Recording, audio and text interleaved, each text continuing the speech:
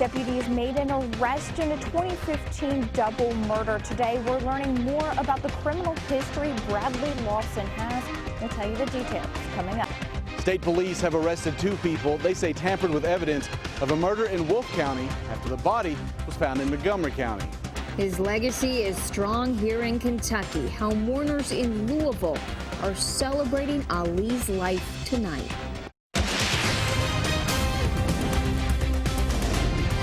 This is WKYT News at 11. A roller coaster week of weather. Thanks for staying up with WKYT. I'm Kristen Kennedy. We are tracking a big range in temperatures this week. We begin with WKYT's Mike Linden and the no-wait weather forecast. That's right, Kristen. We are looking at some wacky weather ahead of us here for the work week, but it's been a wacky weekend. It's been humid, muggy, stormy, kind of ugly and gray. Things are really improving, though, as we work our way through the evening hours tonight. The mid-60s, where most spots sit so far this evening, still holding on to the 70s in southern Kentucky. The key, though, is that the humidity is gone, or at least it's waning, so it feels so much better outside than it has over the past few days. The Defender radar network hardly even showing us any cloud cover, so things are really improving. We're not seeing any of the active weather. There's no storminess. That is all pushed off to the east of us, and now we're left on the western side of that cold front with cooler, drier weather. Though, look to Chicago. You can already see that there are some showers developing around that low pressure that will dive into the bluegrass tomorrow.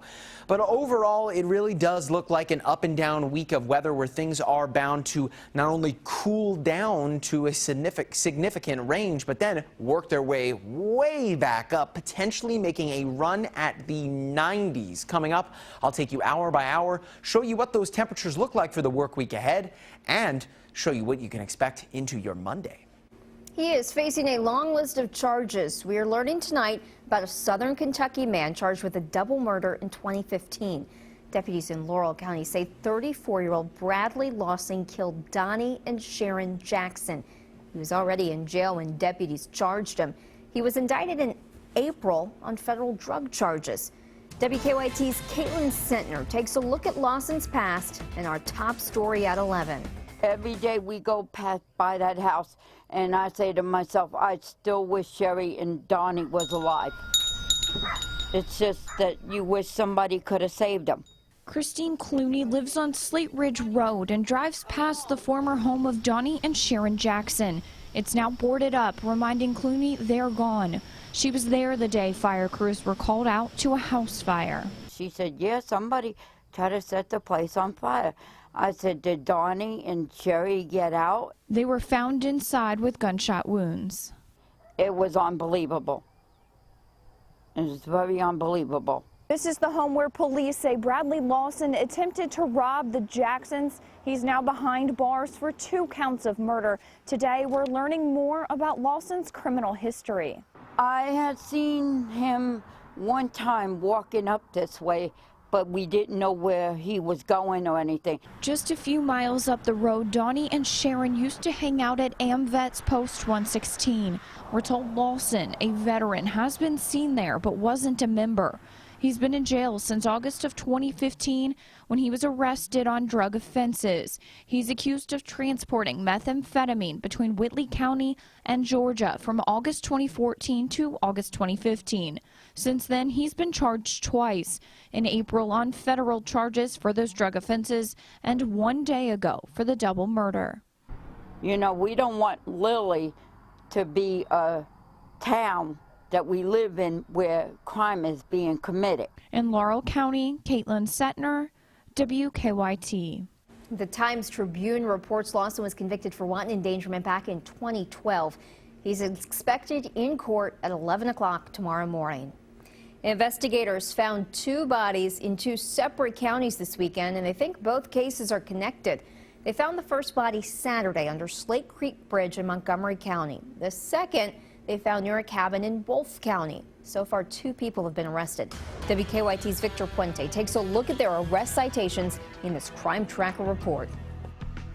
Saturday afternoon, a man fishing along Slate Creek in Montgomery County came across a body beneath this bridge. The Montgomery County Sheriff said that started a homicide investigation, which led Kentucky State Police to Wolfe County. The arrest citations for Carla Hunt and Talmadge Branham claim they were there with 3 men at a cabin off of Kentucky 11 in Wolfe County when 2 of those men got into a fight with the third and shot him. That man was found in Slate Creek in Montgomery County. Police say Branham and Hunt tampered with physical evidence when they stopped at a car wash in Winchester to wash blood out of a rental car after driving those other 2 men back to Lexington. Branham is from Jeffersonville. He lives a few miles away from where that body was found in Montgomery County. I spoke to his mother earlier today. She said she couldn't say anything because she hadn't talked to him yet. State police said a second body was found outside of that Wolfe County cabin Sunday morning. The Montgomery County coroner said that was also a suspected homicide, and both bodies would be taken to the state medical examiner's office. According to that citation, Branham and Hunt only knew the nicknames of the men they were with at that cabin. As far as we know, there have been no other arrests in this case. In Wolfe County, Victor Puente, WKYT. The Montgomery County coroner is still working to notify the families of both people. An arrest citation shows the man found was from Dayton, Ohio. Jury selection in Lexington begins tomorrow morning in the trial of Mark Taylor. Taylor faces murder and kidnapping charges for the 2013 death of Alex Johnson. Police say they found Johnson's body inside a barrel in the Kentucky River. Attorneys expect Taylor's trial to last 2 weeks. A hometown hero is honored in Louisville. Boxing legend and Kentucky native Muhammad Ali passed away this weekend at a hospital in Phoenix, Arizona. The 74-year-old battled Parkinson's disease for decades. Today, his body returned to Louisville. A private plane carrying his casket landed this afternoon, and police escorted Ali's body to the funeral home. His brother said this afternoon he wants the funeral to be love and happiness for Ali's memory. It's hard to explain exactly how I feel. My best friend, my brother was my wife, Carolyn, she's my best friend. I was my friend, my brother was one of my best friends. But I just overwhelmingly happy that my brother Jones is back. He's going to a better place. Yeah. Thank be the Lord God. An interfaith memorial service to honor the memory of Ali was held tonight at the River Road Mosque in Louisville. Ali was born Cassius Clay and converted to Islam in the early 1960s. When Ali announced his conversion, promoters threatened to cancel boxing matches, and the media at the time first refused to refer to him by his new name. Today's service was open to all faiths. Dan Koob talked to Ali's best friend about his legacy. You won't get far at Central High School without encountering greatness, or rather, the greatest. It would be something everybody would ask about. This is the school that Muhammad Ali went to. I said, yes, it is, proudly. And we met during that time, and we trained hard. He was the most dedicated young athlete that I ever known to want to succeed in his career as a boxer. One of Muhammad Ali's best friends, Victor Bender, Ali was Burrell, myself. walked the Central Halls with the world champion 55 years ago, and up until recently, That was last year. kept in touch with him at every turn. Not just about boxing, it's about his humanitarian and his character and his desire to work with young people. Had Parkinson's for 32 years, and some people don't live over 2 or 3 years with Parkinson's. And he's had it for 32 years and said, hey, it's sad. Perhaps the best version of Ali, at least in the eyes of a close friend, came before butterflies and bee stings and WBC titles. The 2 girls fighting over him. Oh, he's gonna be mine. I said, y'all fools, what's wrong with y'all? I'm not gonna be either one of your boyfriend. Bender knew the bashful side of Cassius wouldn't last long. When he went over to the Olympics and won that gold medal, he got more confident in himself as a boxer, as a person. The legacy is long-lasting. Ali's contributions to Central endure. He was my hero, honestly. He was a humanitarian, and he taught people to love each other rather than to hate. Anybody that can say they're the greatest, or any man that can get away with saying he's pretty, or anybody that can do the things that he did the way he did it, there's no way that that impact is going to die down in 1 generation or 2. And moments to a friend he'll never forget. I always thought he was a brother to me, and I was a brother to him. Ali's funeral will be Friday afternoon at 2 at the KFC Yum Center. The service will be translated and streamed on the internet. Former President Bill Clinton, Billy Crystal, and Bryant Gumbel will give eulogies at his funeral. There will be a private ceremony Thursday for family. We will know tomorrow if prosecutors plan to file charges against the parents of the boy who got into the Cincinnati Zoo's gorilla exhibit last weekend. Zoo workers had to shoot and kill a 17-year-old gorilla that dragged the boy through some water. The boy's family says he's doing well at home. Cincinnati police handed the case over to prosecutors Thursday. They will decide if the parents should be charged. Legal experts believe charges are unlikely. Since the incident, zoo leaders have closed the gorilla exhibit. They are expected to reopen it Tuesday. Leaders have been making changes to the fence separating the public and the gorillas. Zoo leaders say the new barrier railing is 42 inches high, has solid wood beams at the top and bottom, and knotted rope netting. They say they made the changes even though the old barrier passed the Association of Zoos and Aquariums inspection. The funeral for a Kentucky author and financial expert is now scheduled for Monday. Friends and family paid their respects to Don McNay during a visitation today. The 57-year-old died suddenly last weekend on a trip to visit his wife. She is president of a school in New Orleans. McNay was a financial consultant who made a name for himself writing nationally published articles. He had a column in the Huffington Post. His funeral begins at 11 tomorrow morning at the Cathedral of Christ the King in Lexington. Coming up on WKYT, sparks will be flying in Lexington. We'll explain why the city is putting on a show tomorrow night.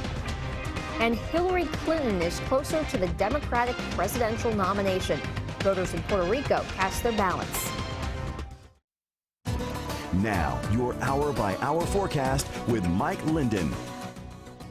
The past few days have certainly been quite active, muggy, and gray. Maybe not the prettiest first weekend of the month, but we have improved tenfold as we work our way through the evening hours of Sunday and now work our way into a brand new work week.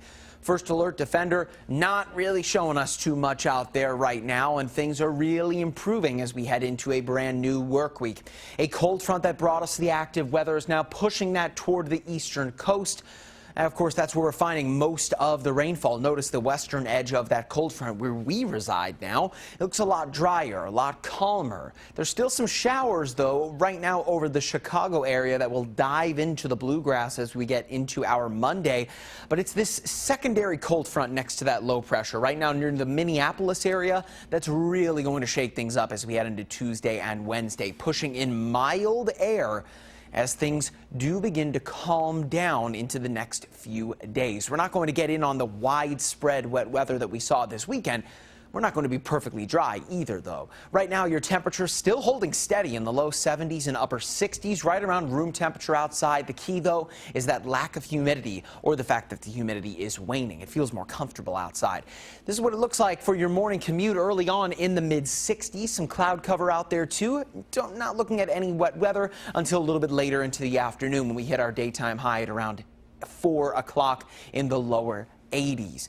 Now, as far as what we'll see out of this secondary front diving into the bluegrass, well, first we're going to see the active weather into tomorrow afternoon around 4 or 5 o'clock. Notice those showers sticking their way into the bluegrass as we get into the evening hours. This is 7 o'clock. This defined line here could end up producing some thunderstorms as well out ahead of that cold front from the Minneapolis area. That front will continue to dive into the bluegrass as we head into your Tuesday. You'll first start to see that early Tuesday morning, and then by the afternoon, it could push in some additional showers. But the key to remember out of this secondary front here will be for Tuesday and Wednesday, daytime highs will drop back into the lower 70s, and some spots on Wednesday might not even make it out of the upper 60s. Normal for this time of year?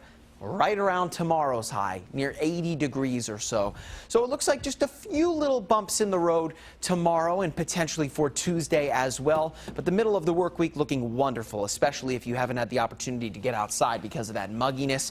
But what goes down must go right back up, because by next weekend, Kristen, we make a run back for the upper 80s, potentially even the lower 90s. It all hinges on the cloud cover, but it does look likely we could hit 90s before summer. It looks like we got a couple days of nice weather. Boy, the middle of the work week looks fantastic. I can't wait. Coming up next on WKYT, the Democratic presidential candidates are campaigning in California. But will the state's votes make a difference Tuesday? We're taking a close look at the latest numbers.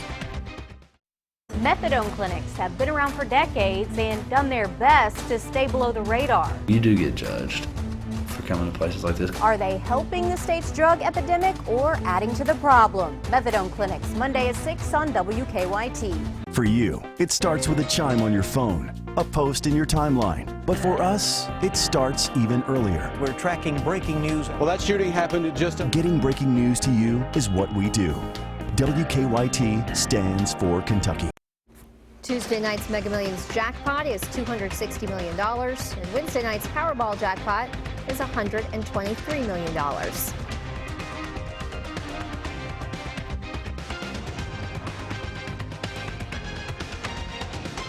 Frontrunner Hillary Clinton is closer to becoming the presumptive Democratic nominee. The last big round of primaries will be Tuesday, with California offering the biggest prize. CBS's Danielle Nottingham reports from Los Angeles.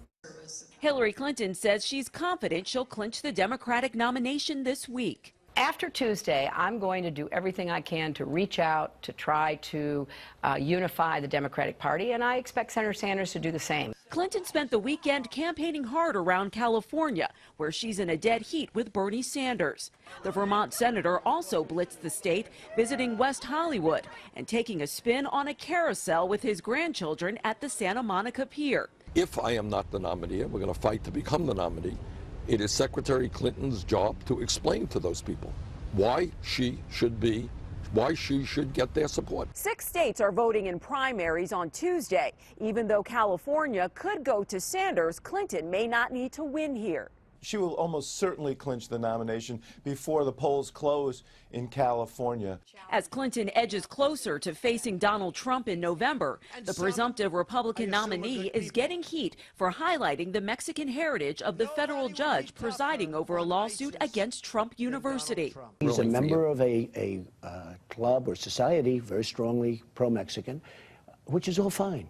But I say he's got bias. I want to build a wall. Clinton called the remarks dangerous and not normal politics.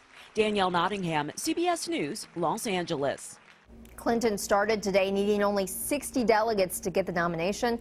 With the win in Puerto Rico, she is now 28 delegates away. She'll have to wait for Tuesday's primaries to reach the magic number of 2,383. Firefighters across Kentucky and surrounding states got some hands-on training today in Lexington. Dozens practice rescuing fellow firefighters from burning homes.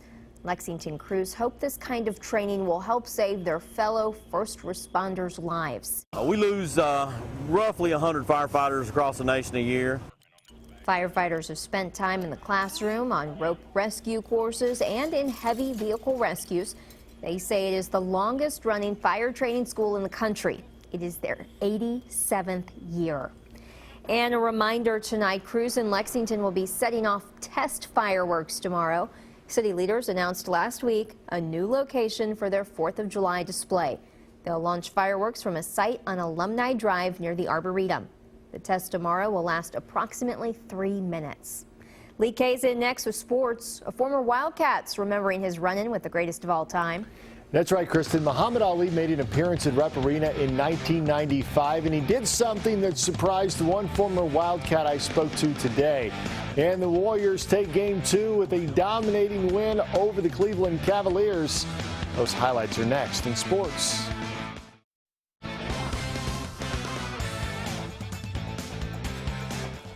Muhammad Ali impacted many lives around the world, and over the past 48 hours, many have relived their favorite moments from the three-time heavyweight champ.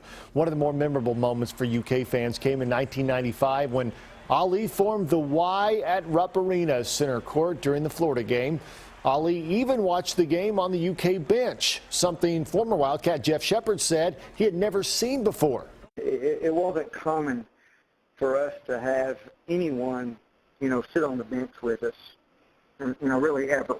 I can't think of anybody else sitting with us on the bench. And it wasn't like he sat at the very end of the bench. He sat right in the middle of us.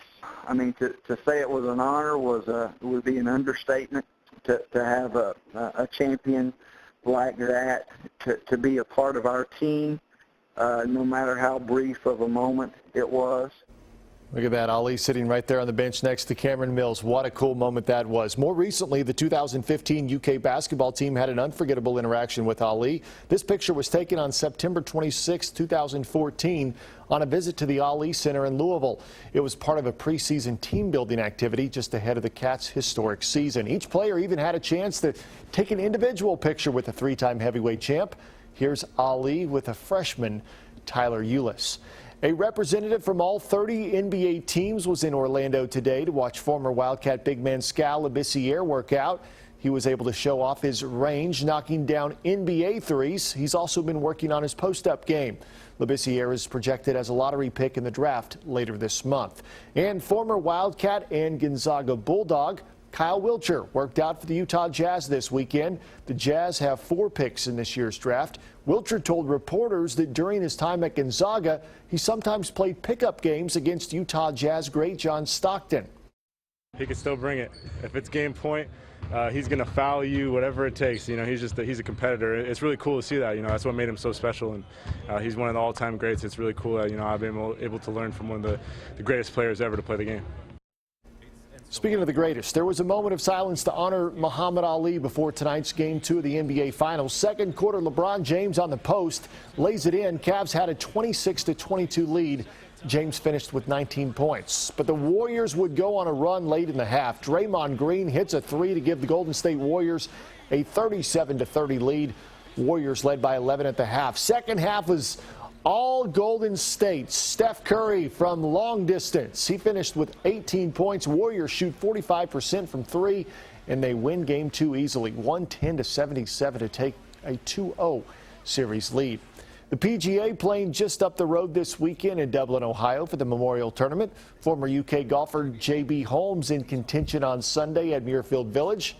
Here at 13, Holmes bends in the birdie to move to -13, just 3 shots off the lead. Then at 15, Holmes collects his 6th birdie of the round. He would bogey 17 and finish the tournament at -13, tied for 4th place. The tournament would end in a playoff.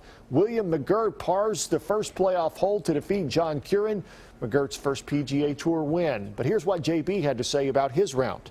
It was a good day for me. You know, I played a lot more difficult today with the wind, and you know, I putted well, and you know, kind of got it up there at the end, and you know, just made a poor drive on 17, kind of cost me. But all in all, it was a great week for me. You know, I played well today, so you know, it was a fun day. The Reds have been on a roll after dropping 11 straight. Cincinnati entered Sunday's series finale against the Nationals with wins in 5 of their last 6. Going for a sweep on Sunday, Cincinnati had the bases loaded in the second. Ivan DeJesus Jr. doubles to the wall and left. That'll clear the bases. Jay Bruce, Adam Duvall, Eugenio Suarez come on down. 3-0 Reds. Same inning, Tyler Holt takes the pitch to shallow center field. It drops in for a hit. DeJesus scores, then Tucker Barnhart. It's 5-0 Reds. But the Nats would storm back, scoring 5 in the 4th. Lexington Catholic product Ben Revere with a base hit to right. That would tie the game at 5 apiece. Nationals would jump out to a 10-5 lead in the 6th. The Reds would rally, but they come up short, 10-9. Reds were so close. Looked like they were going to win, but they've done that, so their pitching's terrible. That's happened a couple times this season. And I think it's going to happen a couple times more. We'll be right back with a final look at weather. Looking forward to that nice weather you keep talking about. Yeah, that's right. Now we have some emojis in order to detail the weather that we're looking at for our Monday. So here we go. Tomorrow morning, looking pretty good, comfortable in the mid-60s. By the afternoon, really happy. Back to near normal in the upper 70s and low 80s.